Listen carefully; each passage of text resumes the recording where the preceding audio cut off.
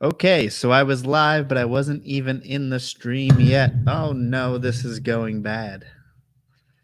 Hello, everyone, and welcome to From the Ground Up podcast. Thank you guys so much for being here. So, today it's going to be just me, but I'm going to be talking about something that I find pretty important and things that I think a lot of people are wondering about. And it's getting started in the reptile hobby or reptile industry. Um, I prefer to call it an industry because, quite frankly, a lot of the guys that you see at shows, especially at the big shows, are going to be career reptile keepers, breeders, professionals in all types of sorts. So to call it a hobby would be a little bit misleading because, and especially because the people who usually ask this of me are people who are looking to start a business. So let's kind of look at it from the perspective of being an industry, at least for right now. But anyway, I'll get into that a little bit later. But if you guys haven't seen Gecko, supplies are available on the website. So we are currently carrying Repashy products. Other products will be coming in the future, just as soon as all the COVID mess is over, because that's been messing up with some things recently. But I've been really getting into these geckos. I've been really loving keeping them. Just such a good starter animal and starter pet for those who are interested in reptiles, and a little bit different than, say, a corn snake or some of the stuff that I'm used to working with. And you guys know that I do have an interest in some of these other four-legged creatures. And damn, do I want a cyclora at some point. But that's besides the fact. So if you guys want to check out portcitypet.com, portcitypythons.com for all that good stuff. Also, obviously, some isopods available and some amazing isopods, as well as some different reptile supplies and bioactive supplies. So please go check it out. Other than that, let's just get started. So I wanted to talk a little bit because Brendan, and I want to say his full name. I'm going to bring it up real quick. He had sent me a message he had sent me a message on Facebook. His name is Brendan Frisella. So sorry if you didn't want to be known by the public, Brendan, but there you are. Because and good last name, by the way. You know the guy who First Form is a nutrition company. The CEO is Andy Frisella. Any relation? I don't know. But he was wondering how to get started in the reptile hobby or in the reptile business as far as getting yourself out there, because it is kind of a big unknown when you first get started.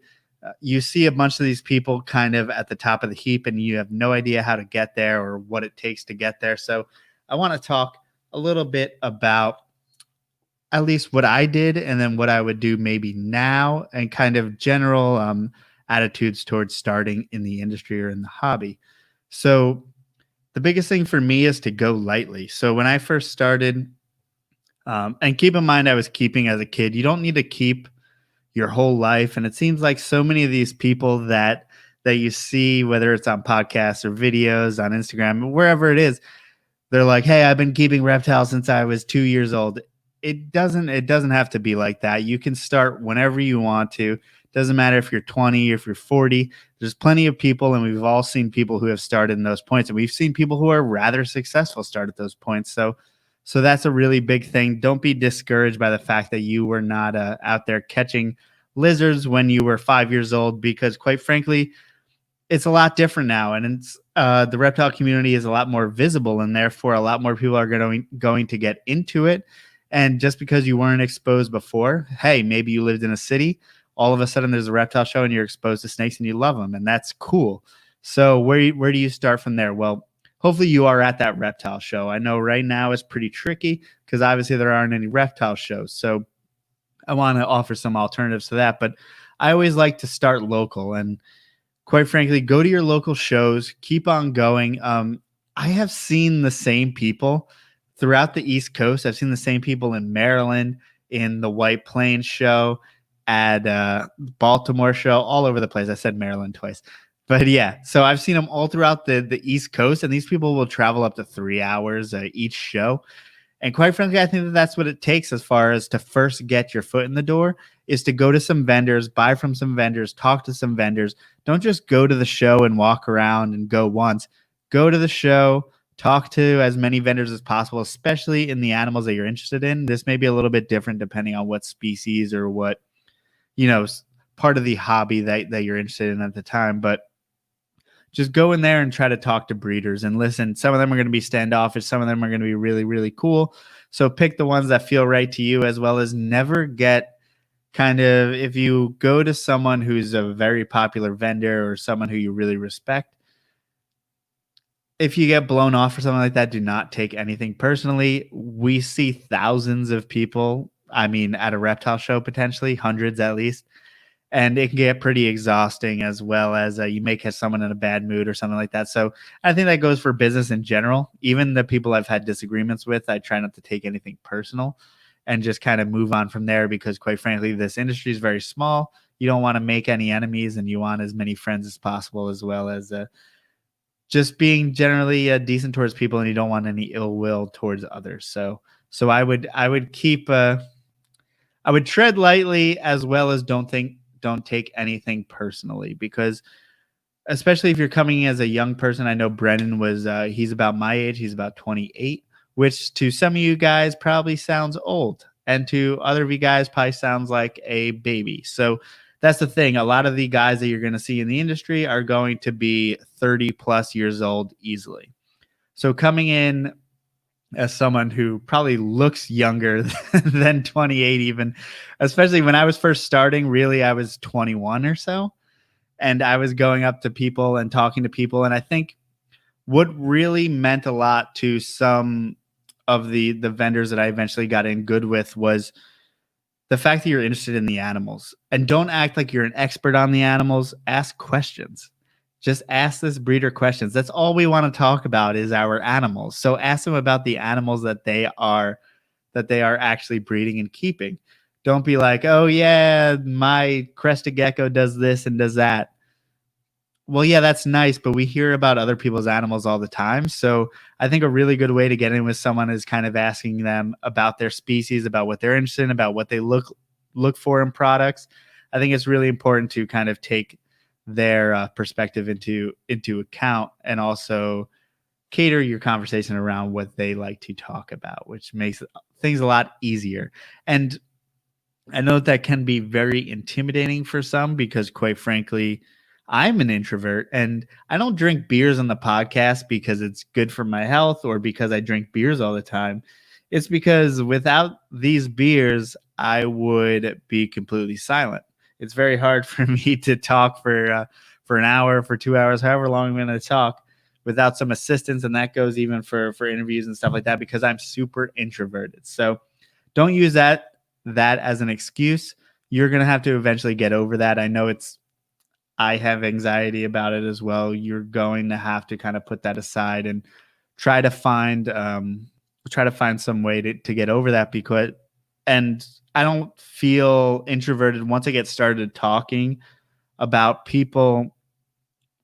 Once I get started talking about snakes, and other people like to talk about snakes, it's usually a pretty easy conversation. So as long as you're naturally inclined to love the animals that you're working with, or the animals that you're interested in, then it should be pretty easy to start a conversation.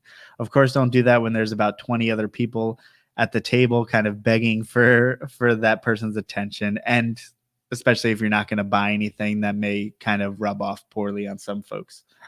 But also keep in mind that when I first started, I was also kind of a fly on the wall on a bunch of places. So it's going to depend on what industry you're in. But say you're into rare pythons or Morelia, carpet pythons, that kind of stuff, then Carpet Fest is a great place to start. And quite frankly, I went to a bunch of Carpet Fest, and that doesn't have anything to do with the fact that I like carpets, which I do. But I went there because I wanted to talk to a bunch of like-minded people, as well as they may have different perspectives that may serve me. And those first few times that I went to Carpet Fest, I did not talk to anyone, pretty much no one. And I think it's funny today, because all those people that I talk to, relatively often, were complete strangers, and I was completely frightened by them. And, someone like Eric and Owen of Morelia Python Radio, they were way, way up on a pedestal for me. So even though I went to multiple Carpet Fests, I don't think I ever talked to them, probably until I realized that Eric had noticed my podcast. So I think that's kind of a funny thing, but also it proves something in the fact that I didn't I didn't try to go too heavy in the beginning because I didn't really have anything to stand on. I wasn't really giving anything back to the community. Once I started to give things back to the community is when eventually I got more comfortable talking to people. But I want to get to that a little bit later. So go check out any local events, which obviously doesn't apply now, like I said before, but check out any local events, which may be a carpet fest. I'm sure there's some type of lizard gatherings, all different types of things. Um, go check those out as much as you can. Try to get face to face as much as possible. That will make relationships a lot easier and a lot quicker. So really what you want is you want a small group of people that can at least guide you in the right direction. And part of that is buying from someone. So if you're at that show talking to that person, buy from that person. If you're looking to get into the industry, that is your best way to do it, is honestly to spend a lot of money with someone. So that is part of it, especially if you're getting into something like ball pythons or something like that. Having that person is pretty crucial. And I would do that as well. But also, you don't necessarily have to spend money. I didn't spend money. I haven't spent money with the big names in the industry, to be honest. And that's just because the time never arose in whatever situation. But I think eventually I was able to find my way in there because of podcasts and social media. So I'm not saying start your own podcast, do your own YouTube videos, but consider at least going to the live stream. So right now it's Tuesday at 7. So it's either Monday or Tuesdays, which I usually stream live on YouTube from 7 p.m. to 9 p.m. Why don't you go in and join the live chat right now, who honestly has a lot of legit people. I mean, you have Evan Browder of the Chondro Cartel in here. You have Lori Torini, who's been not only a great supporter of mine, but also someone who has a whole bunch of a few of my corn snakes, as well as a lot of my other friends, pythons and snakes as well. So I think that's amazing. You also have someone like Justin of Palmetto Coast Exotics in here. You have a bunch of people who are involved in the industry. Dan Colgan, who's a guy who listens to all of our shows and hangs out a bunch. That may not be someone like Dan. Is someone who's been just one of our friends basically at this point because he's been hanging around so long. So that's also something to consider. Go in and join the conversation. Join us on this live stream. Doesn't have to be mine, obviously. Justin has a podcast. They have a whole community going on over there where they talk. Morelia Python Radio has their own community where they have a chat and they all talk. So I think that that's super important to get just involved in social media.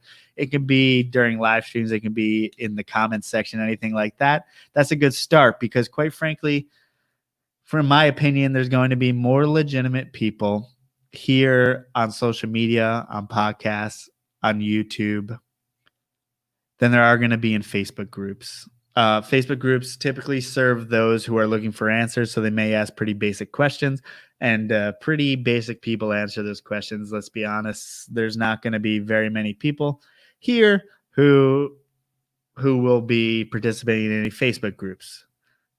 Because quite frankly, you get sick of Facebook groups at some point, and all the experienced people tend to get out of them. There are a few good ones, I'm sure, out there, but that's just what I see at the moment. So, and now we have Dallas Rua Colubrids. Him and Amanda are doing amazing things with colubrids, and they're another young couple, probably around my age, that have made a name for themselves just by being personable. And literally, Dallas hit me up one time, and I don't know if he bought a snake before that or anything like that, but he's like, "Hey, I'm coming to Dallas. You want a herp one time or something like that?" I'm like, "Yeah, come over and see the collection." And that's how I got to know Dallas.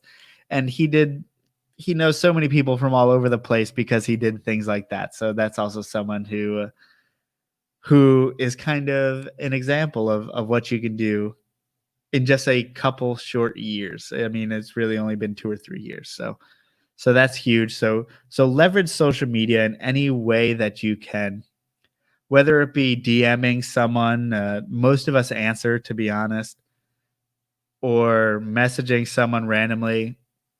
How did I get my first my first true foot in the door in the industry.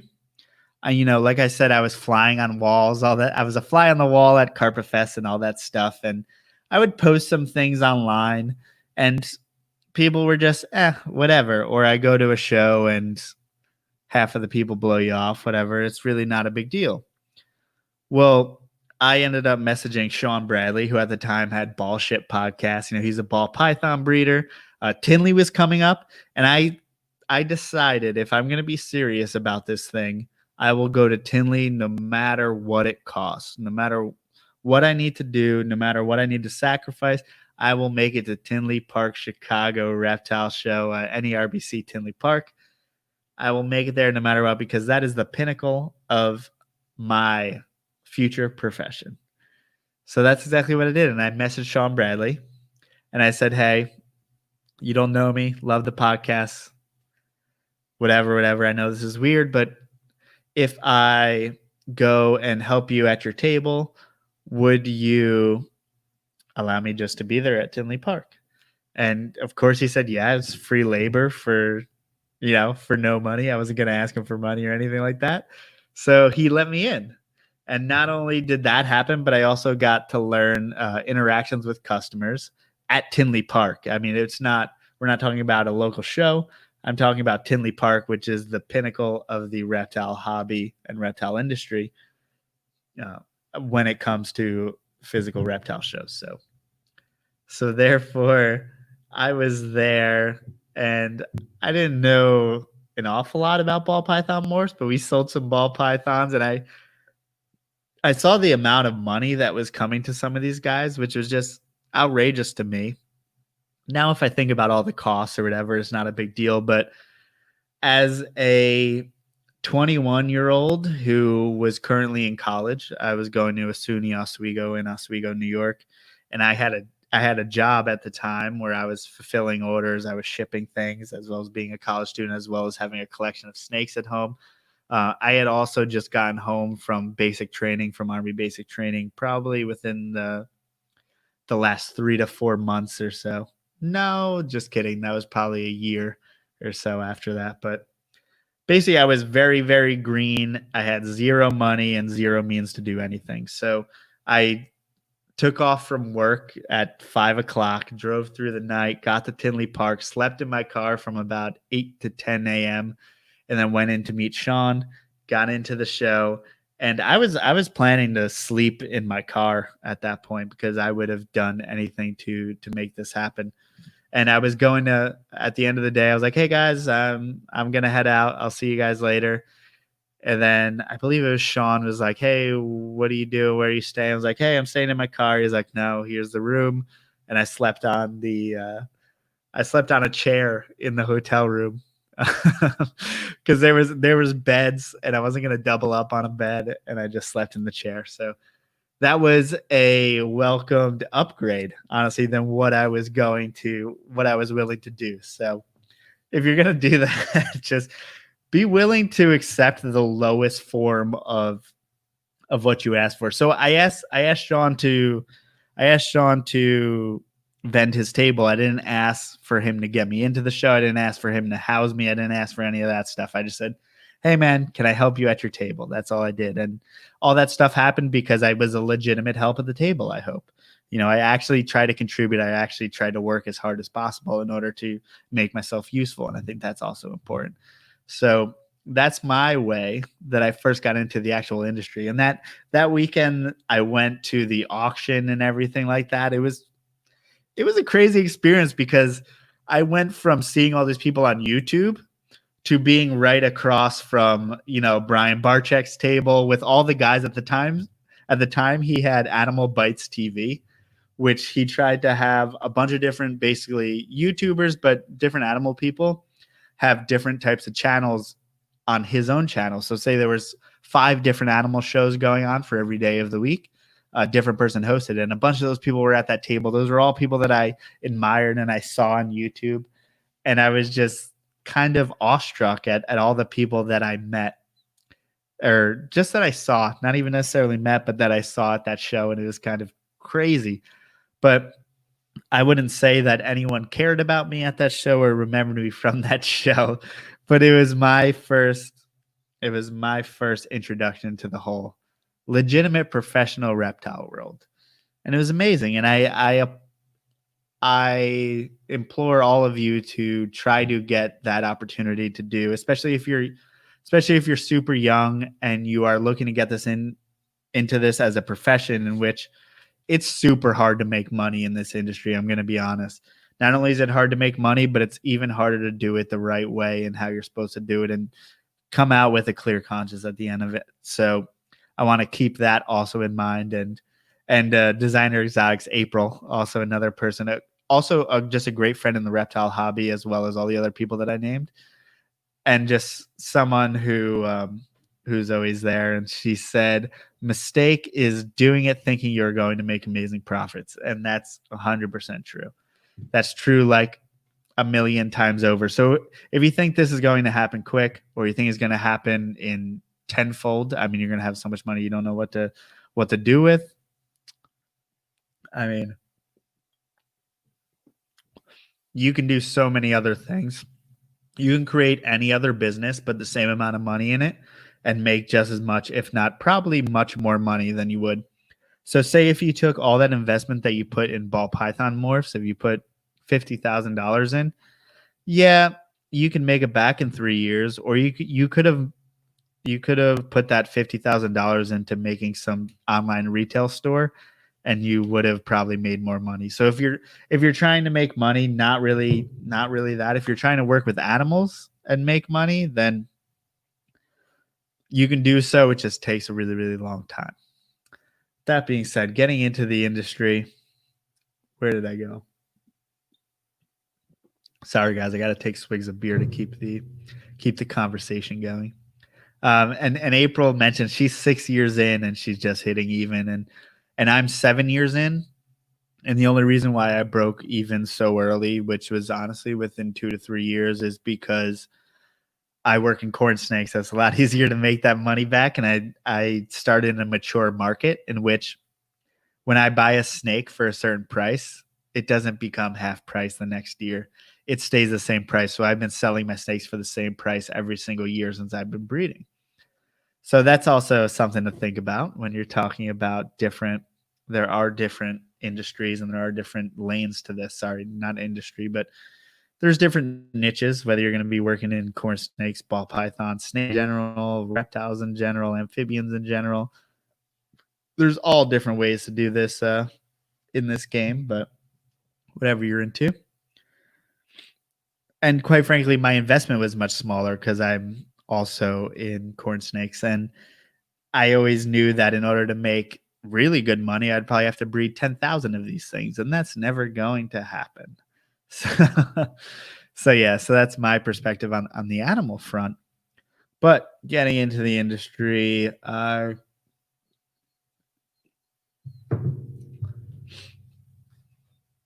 came off that Tinley and I was really quiet for the next 2 years or so. And once again, I was still going to events and kind of half talking to some people and not really talking to others because I'm super shy.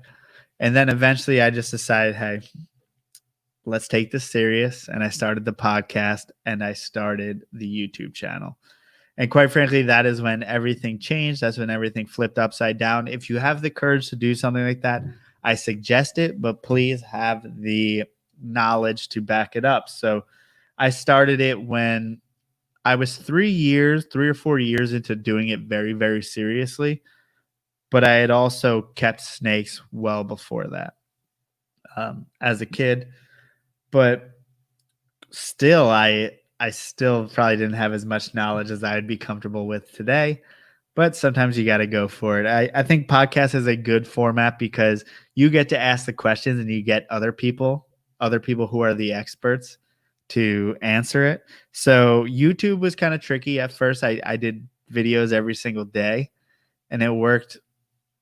I mean, people started listening and I didn't necessarily always know 100% what I was talking about, but at least I had kept these animals alive for a certain amount of time. And hopefully I wasn't so confident that I was leading people astray.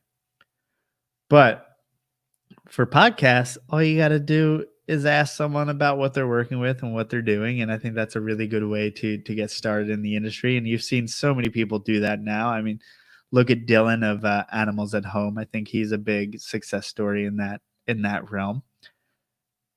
And there's plenty of others, and this especially goes for the younger people. If you think about Dylan, who is who's a younger person, as well as someone like Evan from Strength of Leos, who's only 18 years old, or I think he may even be less than that. He may be 16 or 17, but yeah, he's super young. And Justin Smith and Jacob Bratz, they're around my age as well. So I think that's a good opportunity for those who are tech savvy and are willing to do it.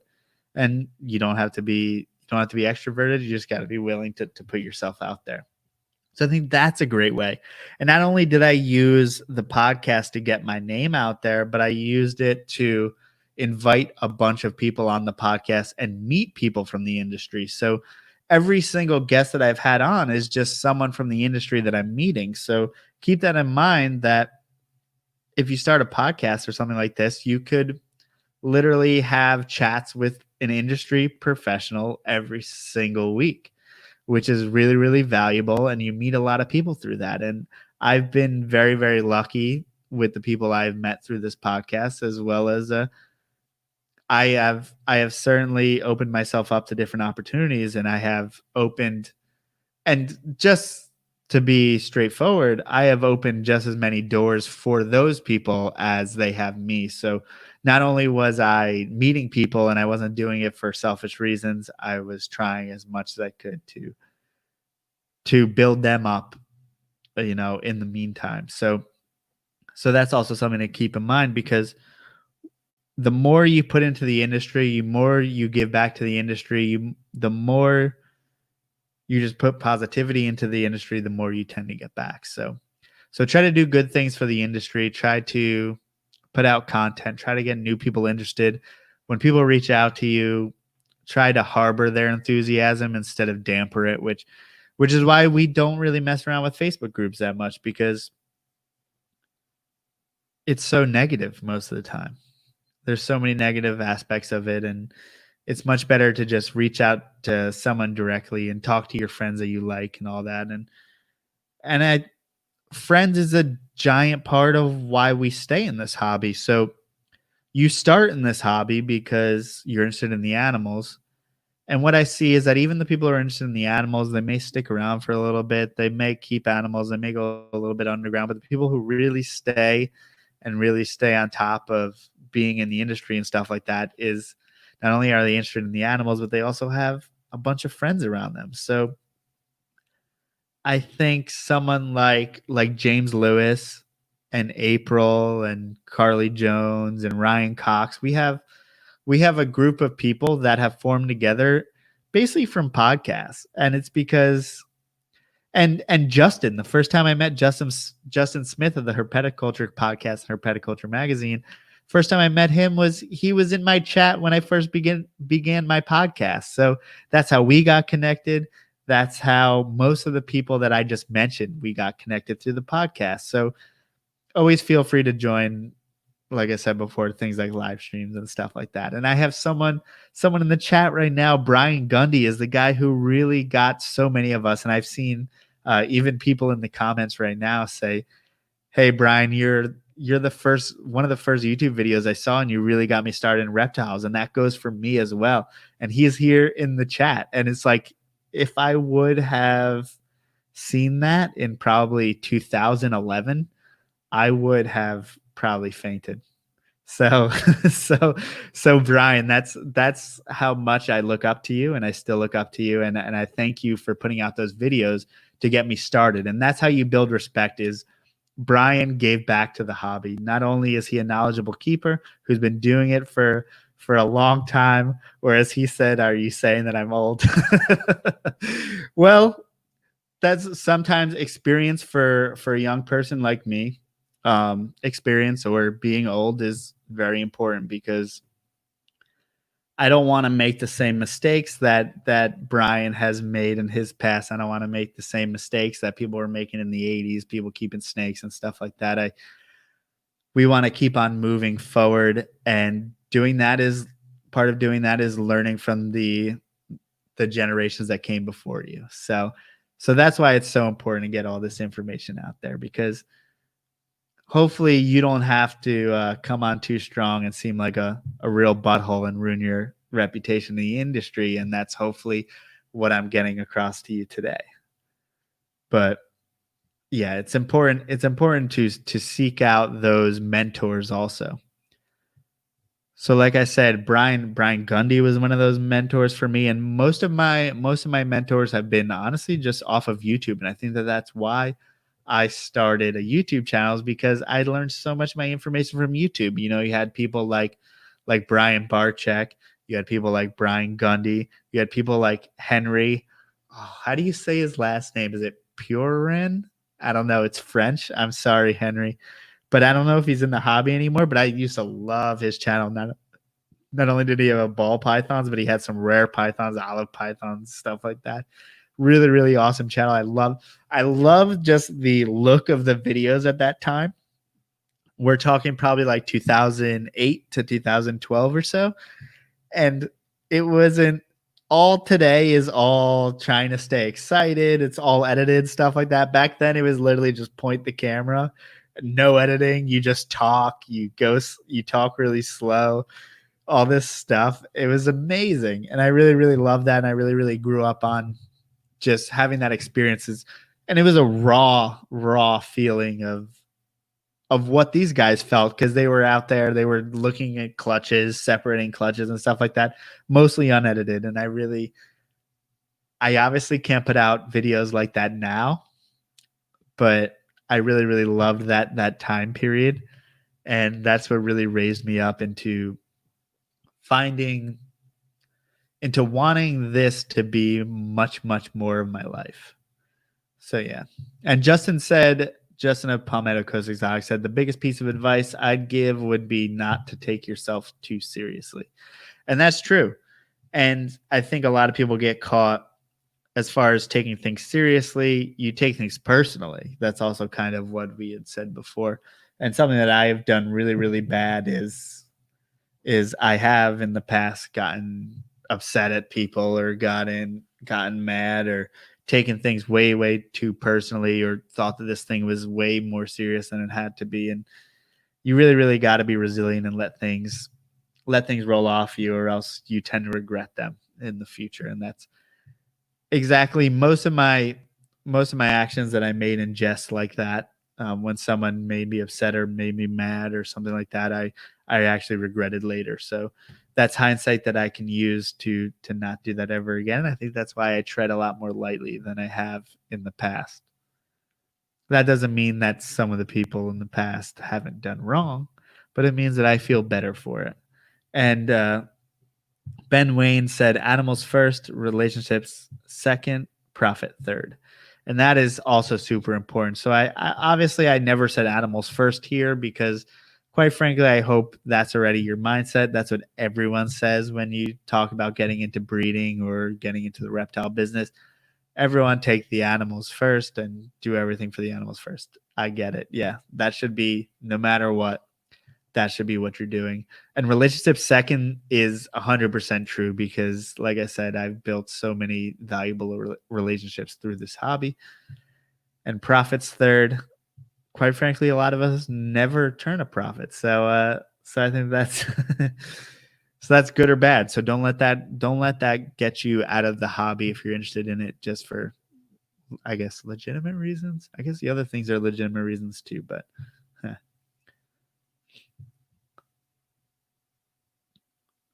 So I'm going to go through the chat a little bit more. Oh, they're talking about other things.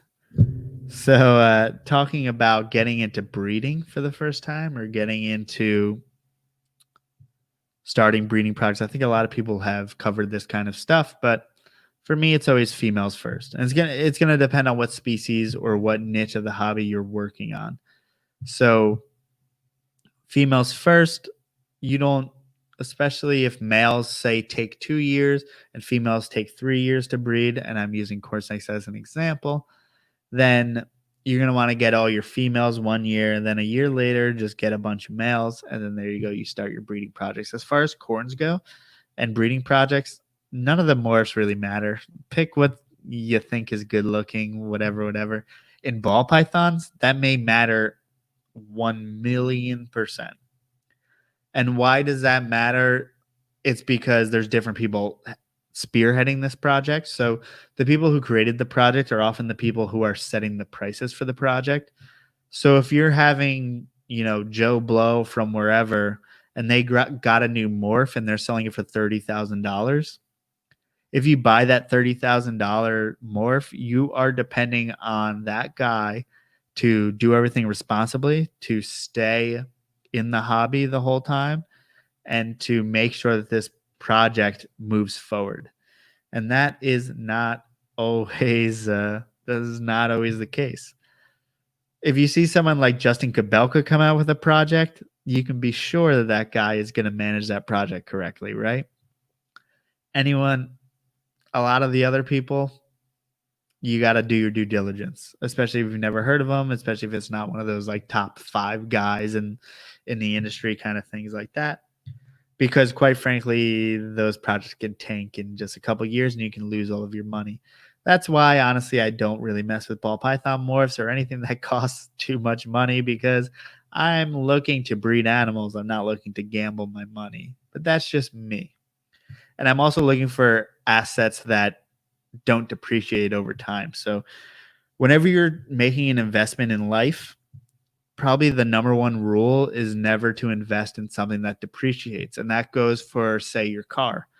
That's why so many people say, hey, buy used, don't buy new, because once you start that car up and drive it off the lot, it's worth half. So that applies with a lot of these ball python morphs, a lot of the other morphs going on, is you buy that animal and then the next year it's worth maybe 75% of what you paid for it. And then each year it goes down until that third year and you're finally able to buy or you're finally able to produce and sell the offspring. So you may make your money back, but it'll be a little bit longer of a road than you plan it to be.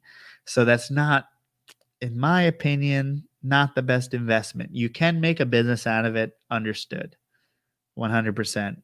But just keep that in mind. It's a depreciating asset. You can invest in a lot of other things. Let's just say that. And as when it comes to breeding animals, what you got to be prepared for is to sell those animals.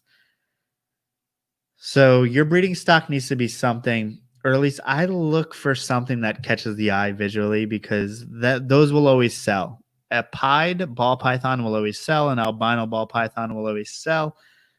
A snow corn snake will always sell. Anything white, anything black will always sell. So keep that in mind when you're going forward with that. So work with the species you love, but also keep in mind if that because I got into corn snakes because I love corn snakes. I don't care what color they are, to be very honest.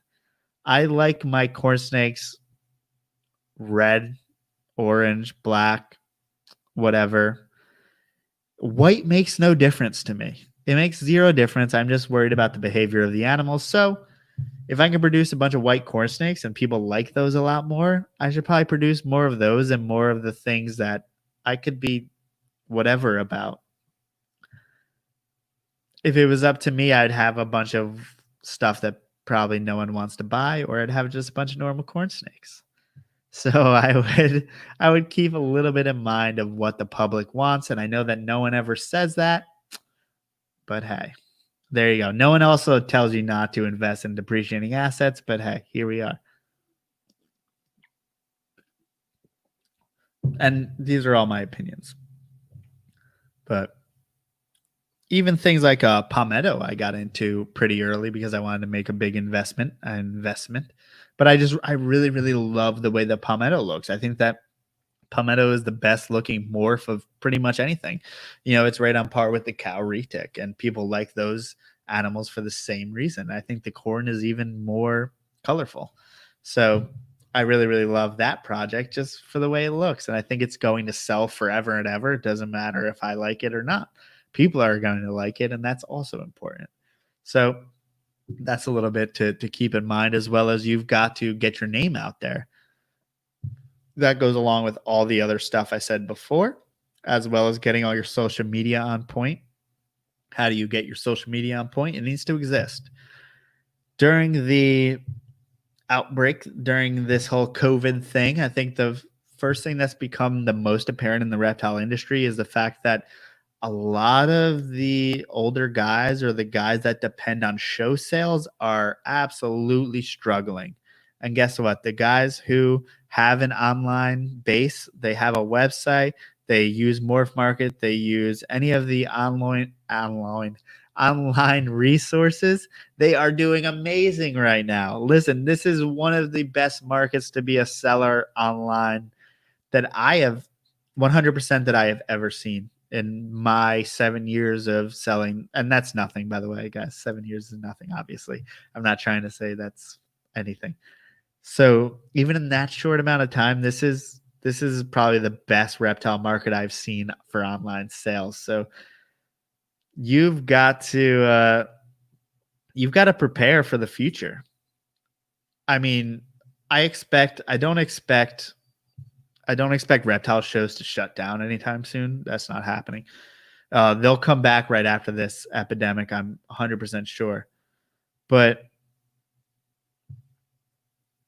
it is just so important to know that reptile shows have been around since the early 90s, really, is when they really caught steam, and when Daytona or Orlando at the time started. And slowly they have been growing, and they're still growing, and that's great, and I'm glad. But you can't hamper yourself to just 2 days a week, or even 1 day a week, or 1 day a month if you're that guy who only goes to a few shows. So you can sell online all year round without leaving your couch. Listen, you got to talk to a lot more people, you got to field a lot more inquiries, but I think it's worth it. I like this way of doing business. I don't necessarily want to travel every single weekend to make my living. So I think it's super important to create at least an online base for your business. Even if you don't have individual listed animals, just have ways to get in touch with yourself. Post pictures of your animals on Instagram, post pictures of your animals on Facebook and all that good stuff, and just show off what you're working with and take good pictures and all that good stuff. And you should be just fine. But yeah, I think it also has a little bit to do with flexibility. So during this time, we've seen a lot of people, and I've seen some old timers complain about the fact that there's not shows. Well, why don't you stop complaining and figure out a way to sell your animals? Because, like I said, this is one of the best online markets ever. So create your website right now. Who cares? Create your Morph Market account right now. Start right now. There's no better time to start than right now. So keep on doing that, and do your thing. I think to be religious to one way of selling, or one outlet for your animals, is kind of both ignorant and kind of a bad strategy to have for the future. And you always got to be flexible. So I did a lot of vending this year. I In previous years I've sold all online, but this year I decided to vend a lot and sell online. It was a lot of work, but I loved being able to move snakes and stuff like that, and to just talk to people and get in touch with the general public. But I also loved going home and being able to choose not to do a show because I had online customers. So just remember to keep flexible. Then you're even seeing some guys who put on shows being flexible in this time and putting on live streams, or like a lot of you guys saw CritterCon Live, which is something that I did for reptile educators. That's me trying to find a solution for the reptile hobby that benefits everyone. Meaning, there's no reptile education shows going on at this moment. So how can I make a reptile education show that both helps the educators and helps those who can no longer, be educated?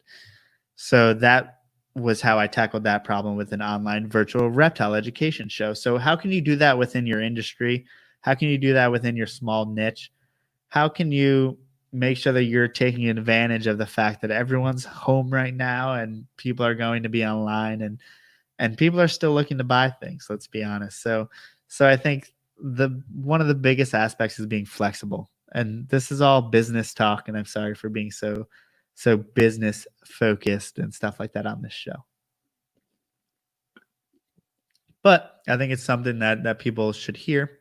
And I think big changes are coming from the reptile industry in the next few months. I mean, it's really only been 2 years and it's been already flipped on its head at this point. So I think it's really, really cool. Also, hi JT from Silent Hill Reptiles, just another one of a fellow corn snake breeder and a fellow just cool dude who you can meet here in the chat every once in a while. And I thank you guys and I thank you JT for joining us. But I think kind of like Carrot Bum in the chat says, showing animals. It's all making a good stall and showing animals. Sorry, I thought I read that wrong, but what I what I meant to say is shows are a good opportunity to go and educate the general public as well as talk to the general public about reptiles. I think my favorite part of doing shows is, as a corn snake breeder, I get to talk to a bunch of first time snake owners, especially some families and small kids that haven't been exposed to it. So that's why I love reptile shows, I guess, just to add to the reasons that I said before. It's so high touch, which is also why I like to get to know people through reptile shows as well. And also, once you get into breeding your animals and you have enough animals to breed shows, I think even though I was talking all this smack about just do people who just do reptile shows, I think it's kind of important to do reptile shows because you may have 50 vendors in that building that all breed reptiles, and those are all people that you can talk to. And when you're setting up before the show, take a walk around. Usually a show opens at 9. I'll walk around 8:30. I'll go to all the tables. That's a good burp. I would I would compliment people on their setups or on their snakes or on their animals, whatever they have on their table.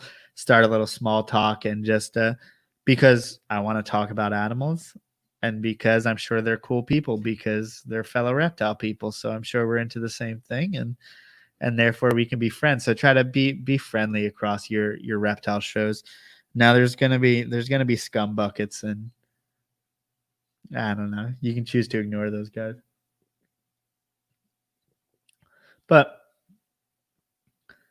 I like to just keep an open mind and stay and talk to as many people as possible. So that goes everywhere. Ben Wayne said, build the brand. If what you're selling isn't incredibly unique, you need to differentiate yourself. Find something unique about yourself or brand and try to market yourself by building off of that, which is 100% true. So I think your name goes so much further in this industry than people even try to assume. There's a rule of marketing that if you do well, one person will tell one other person. If you do a negative thing, that one person will actually tell 8 people. So it's the rule of 1 to 8 or something like that. But basically, do your best to always do the right thing because that will go a lot further. Meaning, if someone contacts you and they give you the whole like let me ask my wife type of thing, don't go out and bitch at them after. Just let it go, because it's much more valuable for you to just have a, how do you say it, I don't want to say mediocre, but just a middle of the road experience by just saying, okay, all right, man, catch me later, let me know if you have any questions, rather than saying, all right, I know you didn't mean to actually purchase that animal. Why'd you waste my time? All this stuff. There's no reason to turn it negative. All that does is hurt you because that person can tell 8 people that negative experience about you. So I would just always avoid being a dick. Just try to always, I mean, this is pretty obvious, right? but just don't try to turn people off intentionally. And I've seen people try to use that in the snake hobby as their in or as their marketing. So Ralph Davis was a guy who used to work in ball pythons quite a bit ago, and Ralph Davis, he was a great ball python breeder, but not only was he a great python breeder, he was a great shit talker, and he would talk shit about people. And listen, they did him wrong, I'm sure, and they probably did some fucked up things, but he kind of built his name on shitting on other people, and I think that works very, very rarely. And I think that's kind of what Sean was doing, in that when I was vending for him, and this is not a slight at Sean by any stretch of the imagination, but when I was vending for him, and I wonder if he would see it the same way. I wonder if it was intentional or not. But that was when he was in the giant feud for versus Brian Barczyk.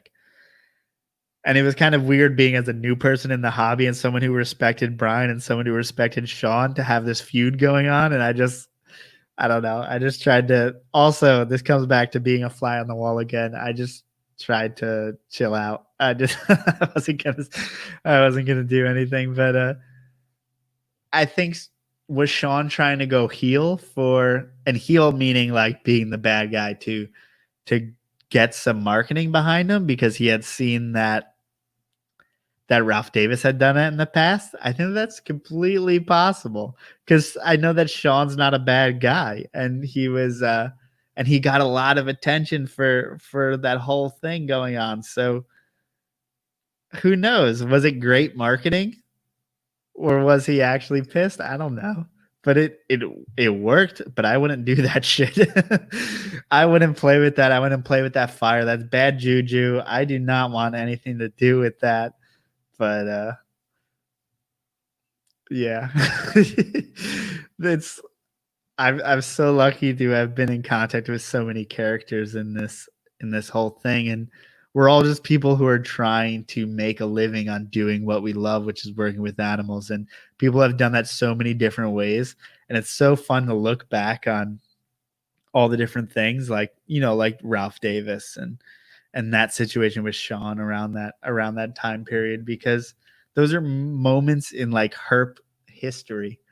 Those are moments that I'll cherish, at least, because that was my foundation. That was, I think everyone looks back to when they first started and sees it in a much more positive, but also you long to go back there in a way, like the innocence of the whole situation. And that was that for me. So I, although there was a lot of obviously negativity and stuff going around, it felt very playful and fun because I was just a bystander. So I don't know, man. It was super fun. I just wanted to tell you guys a little bit about that story, but drink.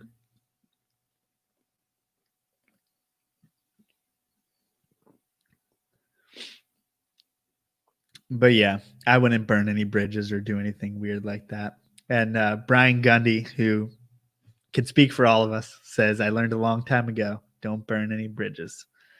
And that's true. Even if someone's doing something you don't agree with, I mean, stay cool, because quite frankly, you may need that person in the future. They may need you. And anyone who has had any ill will towards me can always reach out to me if anything is going on, and I would gladly help that person. I hope it goes both ways. So also, I think this is super important. Justin mentioned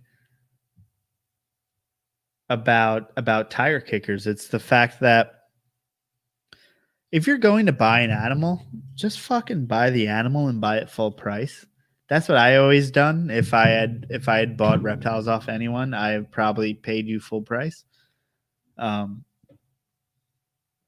and that's just the way it goes. That gets you in the door quicker. And yeah, I'm not trying to. Also, keep in mind, I'm not trying to tell people at the reptile shows to be tire kickers. and be like, act like you're into an animal and not actually being into an animal.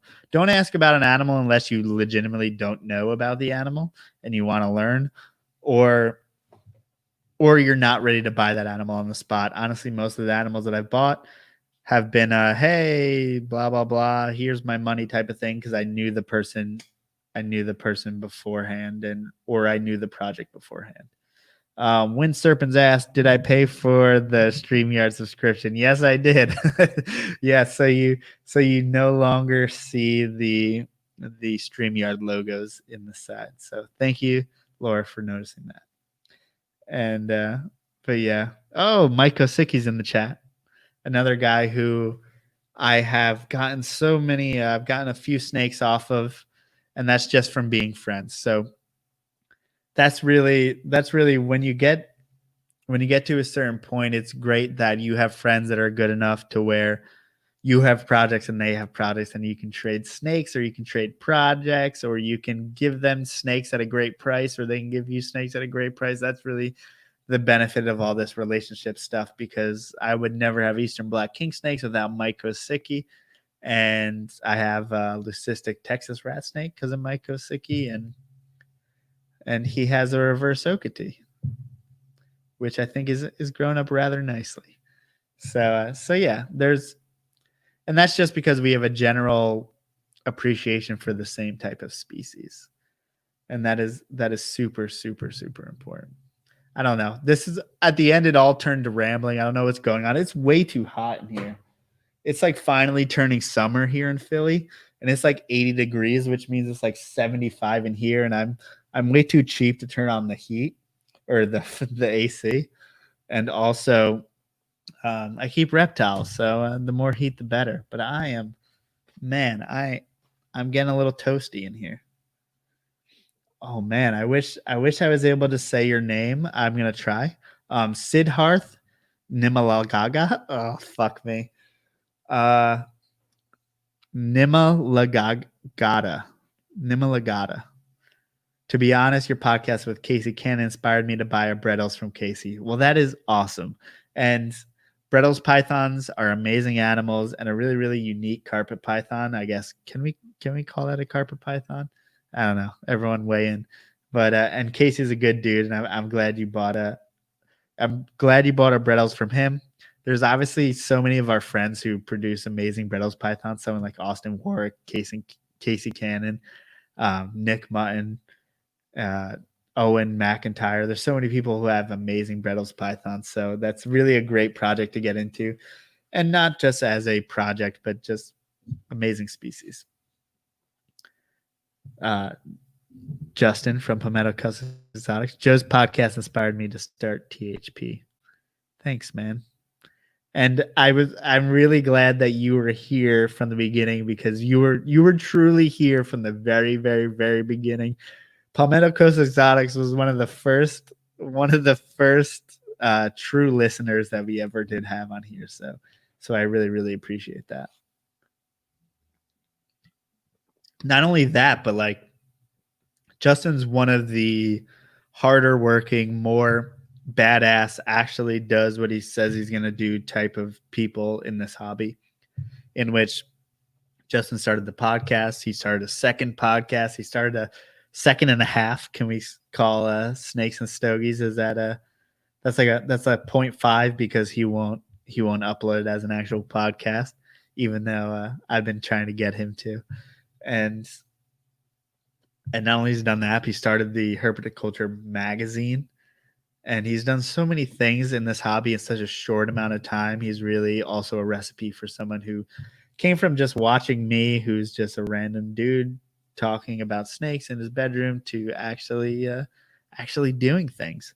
And I'm glad, because not only is he doing things, but he's a force for positive in the hobby. So he is someone who, he's not just breeding a few snakes or whatever and selling them. He is someone who really cares about the species that he's into, and is really into, I guess we kind of have a proclivity to those who are into the rare snakes and the rare pythons and the rare just things that are good. People with appreciation for those things that are counter more so than a lot of the other things. Meaning that most people are into ball pythons, let's be honest. A lot of people are into crested geckos, gargoyle geckos. A lot of people like to say people are into corn snakes, but very little people are actually into corn snakes. A lot of people have corn snakes. There's not a lot of breeders that are breeding them, to be honest, or breeders that are doing it on a high level. So I would say that corn snakes are probably one of the more popular animals for having the least amount of breeders who take themselves seriously, and that's because there's probably the least amount of money in it. But here I am breeding corn snakes. But not only do I like corn snakes, but I like the more rare species. And so typically we have a bunch of cool people who are into kind of the counterculture. Is that the right way to say it? I also want to say that Chondro Cartel, which is Evan Browder, who when I first started in the industry, I was living. Well, when I first started, I was living in Oswego, New York. Then I moved to Boulder, Colorado. Then I moved to Denver, Colorado. Through that time, that was the fly in the wall stage. In Oswego, that's actually when I went to Tinley. So that was one of the first things I did. And then yeah, I went to Boulder, and then I went to Denver, and then I eventually moved to Texas. I moved to Dallas, Texas, and when I moved to Dallas, Texas, things changed because I took things more serious. But not only did I take more serious, I gained that local group of friends, and that local group of friends was Evan Browder, Bill Stiegel, Tony Jerome, and there was a bunch of other people, Mark Hager, a lot of real fucking really cool people from that area, and I was really lucky to be surrounded by amazing snake keepers from that area. So I don't want to downplay that of getting me into snakes and getting me into doing it more serious, because I had local people who were so serious, and just really great people. And in Dallas, everyone's just, and Austin Warwick is also on that list. I mentioned him before too, though. But damn, all these people just treated me like family as soon as I got in, and they put on so many events and things down there. I think that's really one of the more inclusive scenes, as well as just with some of the most experienced and coolest keepers. As you can see, I keep a lot of their stickers back here. Look at that. That's Austin of Warwick of Ragebeard Reptiles.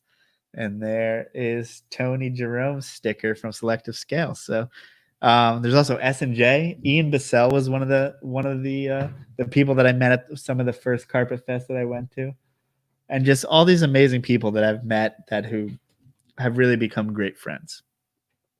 But besides that, shout out to everyone in Dallas and everything around there. But besides that, I want to talk about this season so far. So I have Eastern Black King Snake eggs. I have all the corn snakes that I was looking to go so far have laid, besides a couple. Most clutches are on the ground at this point. We are pretty late in the season, for me at least, when I took them out this year, and we should have some babies coming July. I keep on saying we, it's just me, blah blah blah blah. So I look forward to showing you guys, and I'll show you guys all those hatchlings as they come out. But last night I opened up the tub to the bottom of the Louisiana pine snake, in which I had just put a lay box in because I saw this girl. She was looking fat and she was cruising. What happens with colubrids right before they lay is typically they have this period in which they just become completely restless. The females do. And they'll become completely restless for a couple days, and then they'll go into their lay box, and then they'll lay their eggs probably that day. So kind of like, if you ever heard of a pregnant woman and to tell them to keep on walking, I feel like that's what snakes naturally do. They walk during this period in order to get them ready to lay eggs. So, and yes, Dallas, I'll send you my address because I would love your sticker on my wall. Dan's in parentheses wall. Man, it's solid. But I saw that Louisiana pine snake traveling around, so I put her lay box, some nice sphagnum moss, some nice moist sphagnum moss in there, and lo and behold, last night I peep open.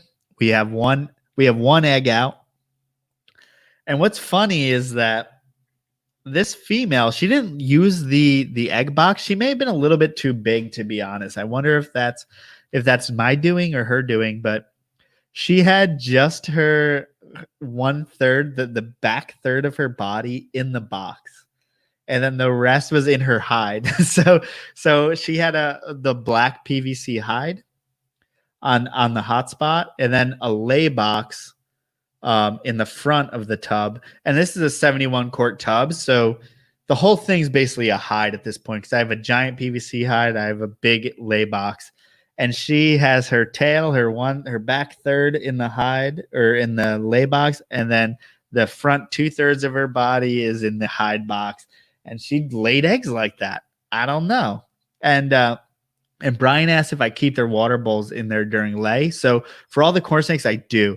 I have found that if I have a decent lay box, that all the corn snake females will lay in the lay box instead of their water bowl. However, with this Louisiana pine snake, the egg box is so big and the hide was so big that I actually had to pull the water bowl. So I didn't keep the water bowl in there at all. But so she ended up laying 3 eggs in the egg box, and then 1 egg about halfway out of the egg box. So the whole entire time she had 2/3 of her body in the hide and 1/3 of her body in the lay box, but she laid in the box. She did what she was supposed to do, and now I have 4 fertile Louisiana pine snake eggs. So Louisiana pine snakes have clutches of 2 to 5. Last year I had 3 eggs, 2 infertile or 2 fertiles and 1 infertile. And this year I got 4 fertile eggs. So I'm super happy. I think a big attribution to the fecundity, the increase this year was hitting her with as much food as I could, meaning like not too much food to go crazy, but definitely making sure that she had plenty of food. And I was really, really serious about that before and after and during and all that stuff.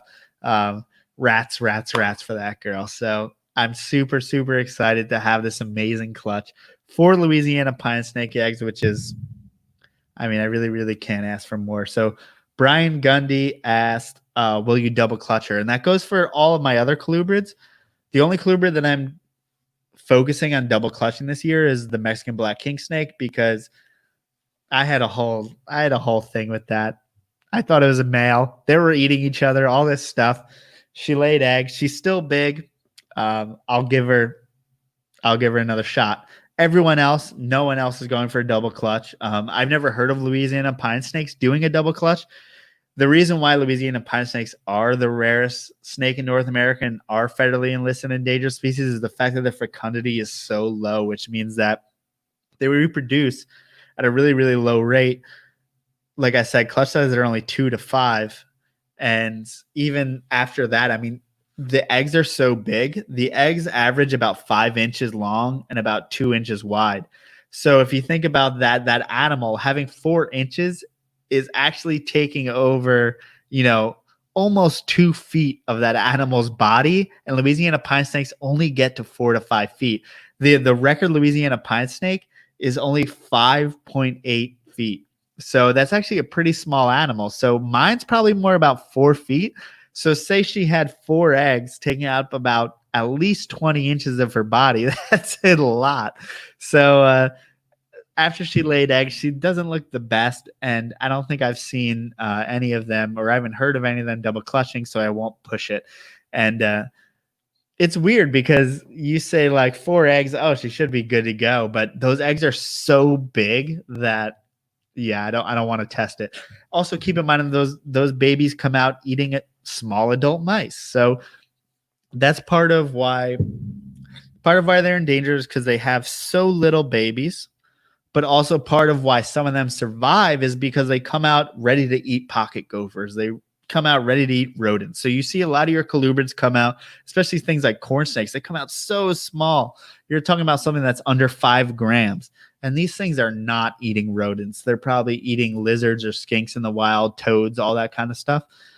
These Louisiana pine snakes are coming out as like they're coming out basically like a baby ball python would, and they're ready to go attack rodents, and they're ready to go to those pocket gopher burrows in which they spend well over 60% of their time in and hunt their prey. And I love this species. I'm glad I have been able to produce them 2 years in a row. I feel very, very lucky for that.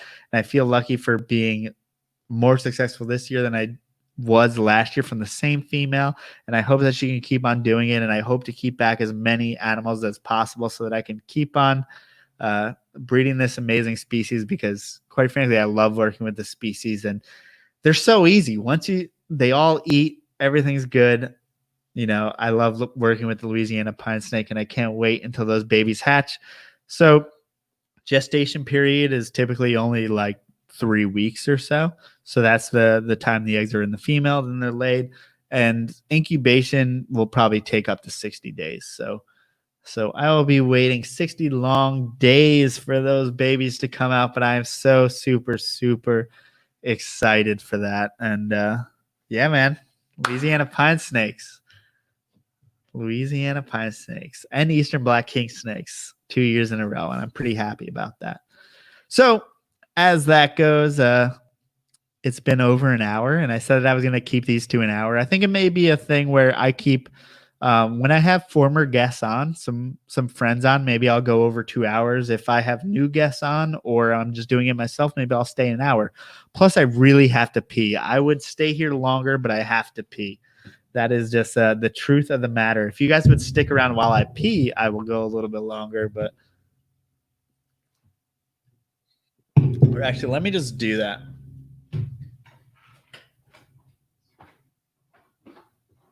I feel like I need to put up something cool in the meantime while I'm gone. I'll try to share some type of cool video without peeing my pants.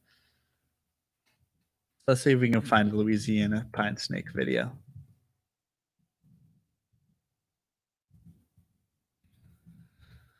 Then I'll do a proper outro. So this should give me a minute.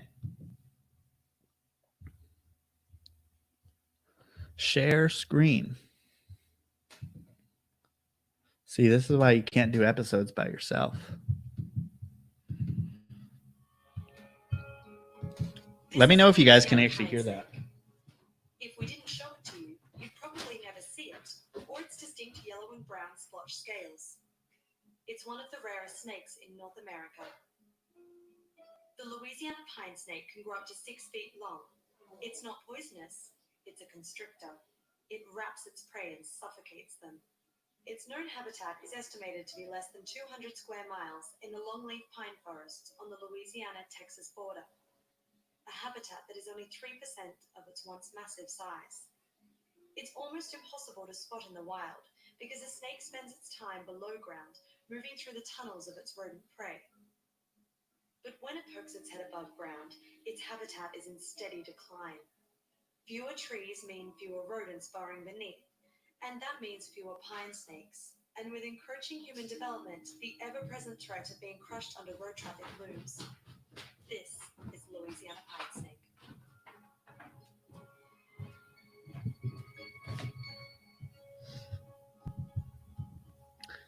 Can you guys actually hear that?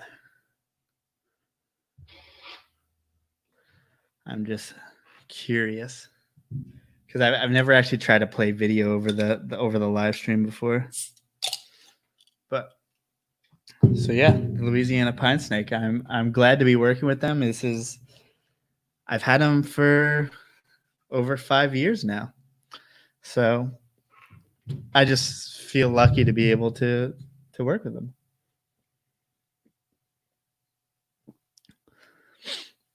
But yeah, I have a pair from last year who's growing up right now. I think it's funny to think that this animal can grow up to 2 to 3 feet in their first year.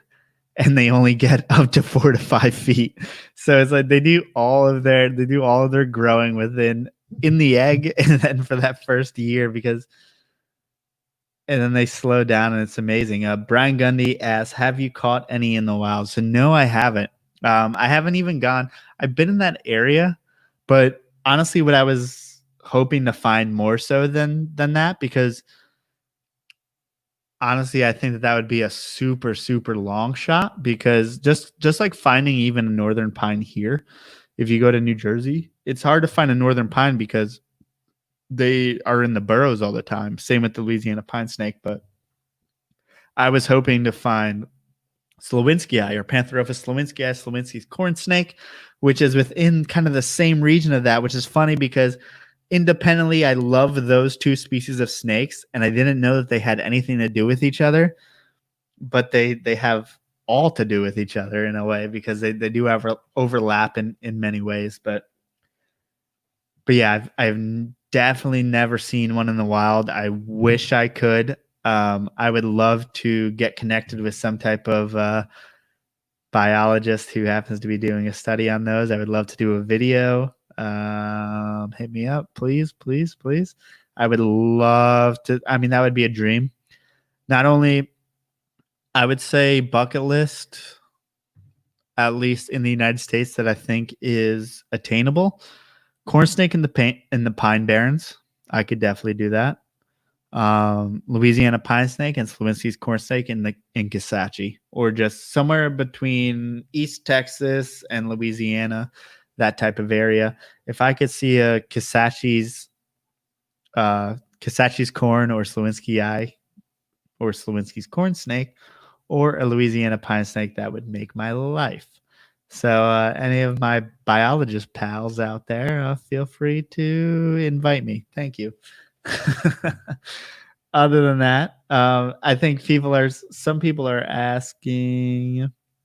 I don't know if they're asking how much the clutches are going to be for Louisiana pine snakes, or how much to price babies at, but babies aren't for sale for those. I'm going to build an army of Louisiana pine snakes. I don't even care. I'm trying to find different bloodlines. So I think I'm going to mix and match with a few different people. I'm going to find minor Van Eventer bloodline, which to Brian, when he said, "Did you see any of them in the wild?" You know how they actually found like most of the founding stock. From my understanding, from what people told me, is that they literally went to Bienville, which is a parish, which is what they call counties in Louisiana. They went to Bienville Parish, and they put up signs that said, Louisiana pine snakes wanted, or something to that attune. And basically people reached out to them, which was, in this case, for the people that I know, are Theron Majors, as well as Terry Van Eventer. I think they were kind of around the same time. I'm not 100% sure, but they just put up signs in the town like corn or pine snakes wanted type of thing. And that's how the original bloodline was caught. And I don't know. That was obviously before it was a federally enlisted endangered species, but I think that's so interesting, that such a humble beginnings to this project. But I'm glad I have them now. I'm glad they came into the hobby, and I'm glad that they're federally enlisted now, so that they are protected. Because I obviously never want to take animals out of the wild, and now I'm glad that I can perpetuate the species and breed the species so that we never have to take them out of the wild again. So people ask a lot of times, am I doing this for some type of conservation or something like that? Well, yes and no. Never will these animals be part of any type of repopulation or reintroduction program, because I have not kept proper records as far as to be non-related, meaning that I bred a line together. So those animals are definitely related. And that's what we do in the reptile hobby. But if someone's looking to reintroduce a species, if someone's in the zoo community, you would never have related animals. You're trying to get the most diverse bloodlines as you possibly can. So that's really out of the question. But why I am doing it is so that we have enough babies to where Hopefully price can go down eventually. I don't produce enough. It's almost impossible to produce enough Louisiana pine snakes when they're only putting out 2 to 4 eggs, literally 2 to 5 eggs. If you have over 6 eggs, people start doubting you that it's pure Ruthveni or Louisiana pine snake. People start saying Ruthveni do not have over 8 eggs. That's 100% sure, because there's been people who have had over 8 eggs, over 8. And people say that is the natural limit of the Louisiana pine snake, at least what people say in the hobby. I don't know, but they are really, really low clutch sizes. So I don't know if we could ever really overproduce them, but at least I can produce enough to where people don't need to get them from the wild. Honestly, I'm going to give away and hold back all of this clutch. I already held back all of the last clutch. I will trade for new bloodlines. Anything other than that, please ask me about them. Please talk to me about them. I just won't sell you one, unfortunately. And I'm so happy to finally have that snake where I can be like, I can do the Matumbo finger wave and be like, nope, can't have those, because these are my snakes that I want to hoard. Sorry, guys. And not that many people want them anyway. They're kind of a terror, but I do really, really enjoy them, and I'll be glad to eventually amass a giant collection of Louisiana pine snakes. That's pretty much it. I went way over my time already. I thank you guys so much for being here. Thank you to all the people who are still in the chat here. I'm seeing Actual Gaming, Lori Torini, Palmetto Coast Exotics, Jonah Glover, Ben Wayne, Brian Gundy, Todd Danielson, Mike Kosicki, all those guys. Thank you guys so much for watching. Thank you guys so much for being here. Thank you so much for sitting here for an hour and 21 minutes and 56 seconds. Damn, Brian Gundy stayed here the whole time. How lucky am I? It's funny how this all works, and I think that also goes to show not to build a mountain out of a molehill in the way of people that you look up to can be just as much peers with you over a certain amount of time. Meaning, although Brian will always, I'll always view Brian as much, much better than me in the herpetoculture or herp community in general, I can talk to him as a peer, and I really, really appreciate that. And thank you, Brian, for being here. And thank you to everyone who I've depended on out there, who have mentored me through this time. And I hope that all of you who have been looking for this episode or were wondering how to get started, hopefully this helps you. And also, I hope that you also can get to a point where you have a bunch of friends in the hobby and you have a rewarding hobby that can pay you back much, much more than any dollar amount could ever give you. Also, if you could, I've never asked this before, if you could share this podcast with someone, if someone needs to hear this, if someone is new in the hobby, something like that, or even if you just want to expose someone to different points of views as far as snakes and the reptile hobby goes, or just tell them, hey, this is a good podcast. Please share this podcast. Please like the video on YouTube. And here we have some people hanging at the end here. We have April of Designer Exotics and Laura of Wind Serpents. Thank you guys so much for being here. Thank you all for listening, and I will catch you next week.